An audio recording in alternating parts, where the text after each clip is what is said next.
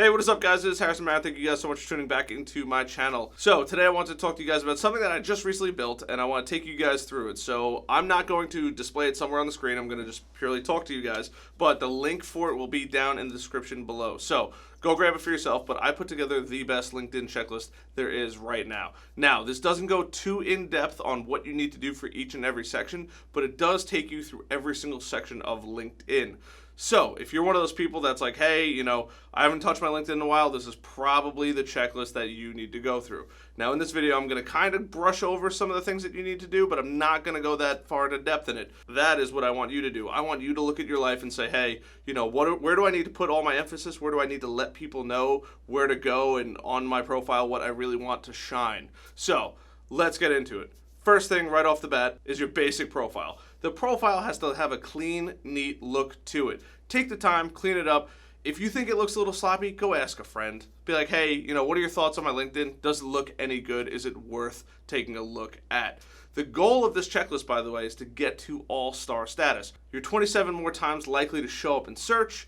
You're easily searchable. You might be able to connect with other people in your network, or you went to school with, an old job, something like that that could broaden your network. So remember, the goal of this is to get to all-star status. Next, you want to go to the about section. Write about you, what you do, who you work with, all that kind of stuff. That's where it is supposed to be. Make sure your profile is done correctly. Make sure your pictures are done correctly. Make sure they're high resolution. An iPhone is not the worst thing in the world to take those pictures with, but have a professional photographer take those photos. They are your professional image.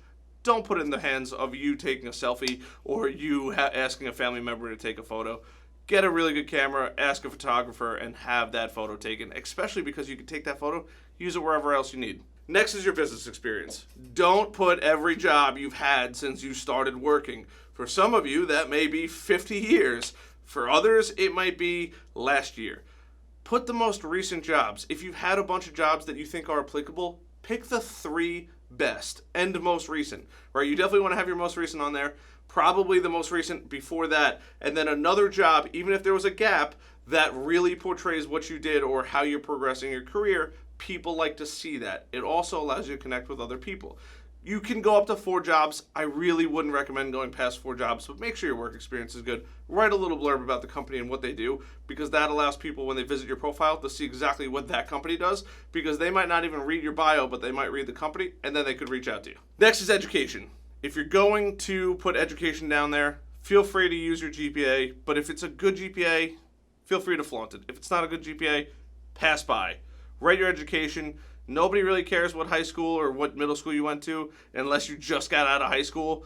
But put your most recent education. It doesn't matter if it's a trade. It doesn't matter if it's college or anything like that. Put your most recent education on there. Unless high school is your top school that you ever went to, then I would recommend putting that on there. But if you went to college, you got your associates and then a bachelor's and a master's and even a PhD, your high school really doesn't matter. Leave that off. Put the most appropriate education on there that you think is going to be good for your profile. Next up is license and certifications. Use your head when it comes to this. If you took a simple Facebook quiz, that does not qualify as a license or certification.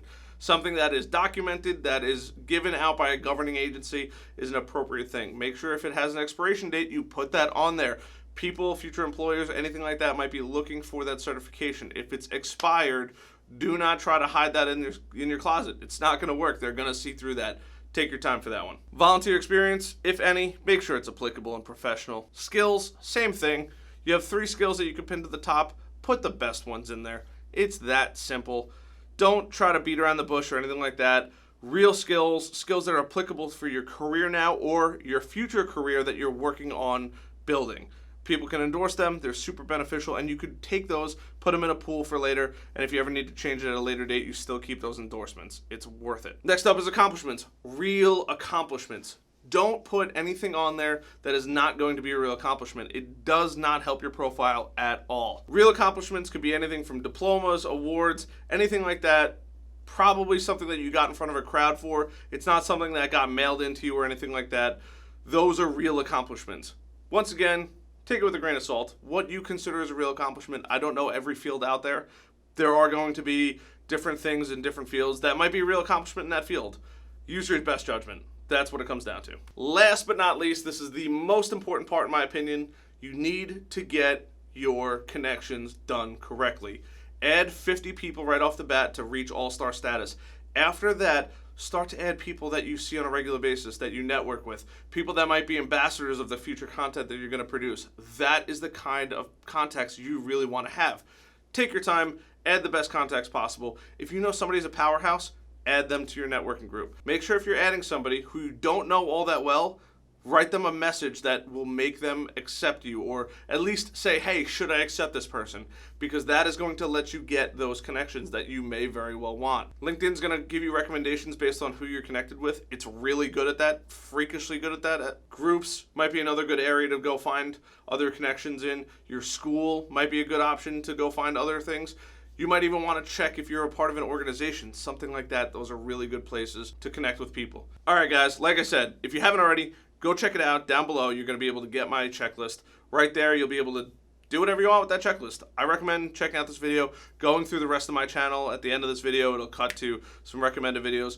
But take your time, go through it. You're going to find a lot of value in there. And if you haven't cleaned up your LinkedIn profile in a while, now is the time to do it. This checklist is relevant right now while you're watching this in 2019. I can't say that's going to be the case in 2020, 2021, but I'll probably make an update video for you guys.